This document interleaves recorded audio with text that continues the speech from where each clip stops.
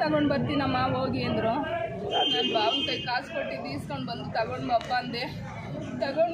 ತಗೊಂಡು ಬಸ್ಸಲ್ಲಿ ಬರ್ತೀನಮ್ಮ ಅಂದ.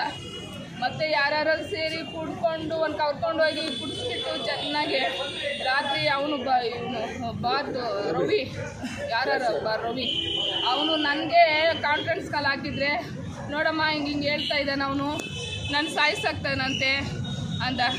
ಅಣ್ಣ ಅಂತ ಮಾತಾಡ್ತಾ ఇదాను అతను. నీ అమ్మని దెంగా నువ్వు మీ అమ్మ పక్కల కొనుక్కుంటావమ్మరా, నువ్వు అమ్మ నిన్ను ఈ పొద్దున్న ఇచ్చలేదురా, నేను ఎప్పుడు కున్నియಲ್ಲ, నేను ಯಾಡುಂಡವು ಚಪ್ರ, నేను ಎದ್ಕೊಂಡು ಇಲ್ಲೇ ಮಲ್ಕೊಂಡಿದ್ದು ಅವನು. ನಾನು ಇಲ್ಲ ಅಂತ ಬೇರೆ ಊರಲ್ಲಿದ್ದೀನಿ ಅಂತ ಹೇಳಿದ್ದಾನೆ ಅವನು. ಆದ್ರೇನು ನನ್ನ ಮಗನ ಬಿಟ್ಟಿಲ್ಲ, ನೀನು ಸಾಯಿಸಾಕ್ತೀನಿ ಅಂತ ಹೇಳಿದ್ದಾನೆ ರಾತ್ರಿ ಅವನು. ನಾನು ಕೇಳಿಸ್ಕೊಂಡು ಕಾನ್ಫರೆನ್ಸ್ ಕಾಲ್ ನಾನು ಅವ್ನ ಮೊಬೈಲ್ ತಗೊಂಡು ನೋಡಿ ಅವ್ನು ಮಾತಾಡಿರೋದು ನೋಡಿ ಸರ್. ದಯಮಾಡಿ ನನಗೆ ಬುಡುಗುಂಟೆಯಲ್ಲಿ ಮನೆ ಕಟ್ತಾ ಇದೀವಿ ಸರ್. ನಾವು ಇಲ್ಲೇ ಇದ್ವಿ, ಟ್ಯಾಂಗ್ಮನ್ ರೋಡಲ್ಲಿ ಇದ್ವಿ. ಇವಾಗ ಊರಿಗೆ ಹೋಗಿದ್ದೀವಿ ನಾವು. ನಿಮ್ಮ ಮಗ ಇಲ್ಲಿ ಕೆಲಸ ಮಾಡ್ತಾ ಇದ್ನಾ? ಮೊದಲು ಮಾಡ್ತಾ ಇದ್ದ, ಇವಾಗಿಲ್ಲ. ಅವ್ನು ಬಿಟ್ಟು 1 ವರ್ಷ ಮಧ್ಯೆ ಆಯಿತು. ಅವ್ನು ಸುಮ್ಮನೆ ಮಾತಾಡೋಕ್ಕೆ ಮಂಜುನೋ ಇವ್ರನ್ನೆಲ್ಲ ಮಾತಾಡೋಕ್ಕೆ ಬರ್ತಾನೆ, ಯಾವಾಗೂ ಬರ್ತಾನೆ. ಅವನು ಡೈಲಿ ಬರ್ತಾನೆ, ಸ್ವಲ್ಪ ಹೊತ್ತು ಕುತ್ಕೊಂಡು. ಈ ಹುಡುಗ ಒಬ್ಬನ್ನ ಇದು ಮಾಡಿದ್ದ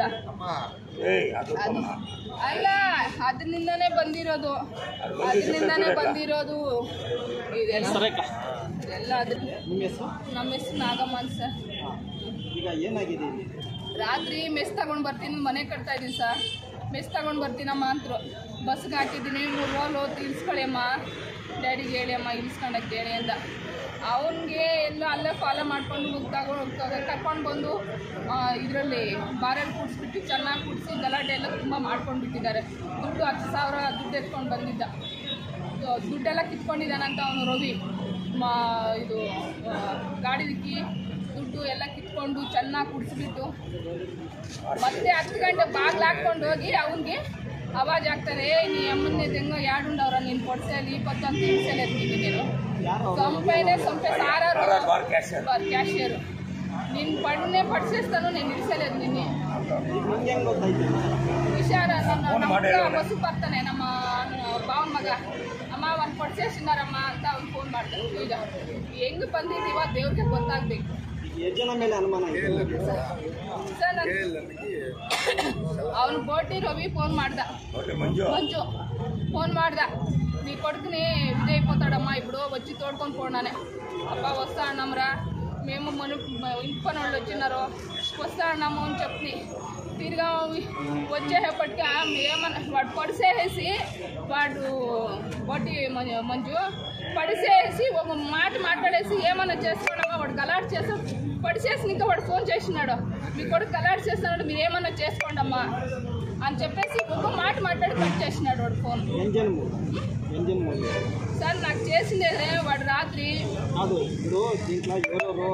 పాత్రం ఎవరు సార్ రవి బోటి మంజు అని వాడు మాకు ఫోన్ చేసిండేది. అయినా తిరిగా ఇట్లయితా ఉంది అని వాళ్ళిద్దరూ మాకు ఇచ్చేసినారు. ఇంకెంత జమ అయినారు మేము కండ్లా చూడలేదు. ఆయన అది జమ అయినారు దండిగా. వాళ్ళు చంపాలని చంపిండారు. అది ఎంతో పక్కన దోషం ఉంది కాదు సార్, దోషం ఉండి చేసినారు పని. సొంతమూరు గుడుగుంటు సార్ మాది. ఏమంతూ ఏం పని చేస్తాడు, ఇప్పుడు ఇంటి పని చేస్తాడు అంతా వాడే మెయింటెనెన్స్ అంతా వాడే చేస్తా ఉండేది. వాడు పనికి పోవాలనే వద్దుండప్ప ఇది అటు ఫినిష్ అయిపోయి మళ్ళీ పోదు అని చెప్తుంది. వాడు పనికి పోతా ఉంటా వచ్చి అవి ఇవి తీసుకొని టౌన్కి వచ్చి వస్తూ ఉండేవాడు. ರಾತ್ರಿ ಈ ಥರ ಐದು ಸರ್. ಈಗ ಬೆಳಿಗ್ಗೆ ಈಗ 8 ಗಂಟೆ ಅಲ್ಲ ಆಗಿರೋದು ಸರ್. ಎಷ್ಟು ಇವಾಗ ನಾವು ಆಫರ್ ಅವ್ರು ಬಂದು ಸರ್ ಎಷ್ಟೊತ್ತಿಗೆ ಹಾಕೋರು ಅಂತ ಗೊತ್ತಿಲ್ಲ. ಅವನು ಬಟ್ಟಿ ಮಂಜು ಅಂತ ಫೋನ್ ಮಾಡ್ದ, ನಿನ್ನ ಮಗನ ಗಲಾಟೆ ಮಾಡ್ತಾನೆ ಬಂದು. ಇವು ನನ್ನ ಬಾವನ ಮಗ ಬಂದು ಅಮ್ಮ ಒಂದು ಪಡಿಸೋ ಸಿಂದಾರಮ್ಮ ಅಂದ. ಆವಾಗ ನಮಗೆ ಗೊತ್ತಾಗಿತ್ತು. ಎಷ್ಟು ವರ್ಷ ಈಗ? 24 ವರ್ಷ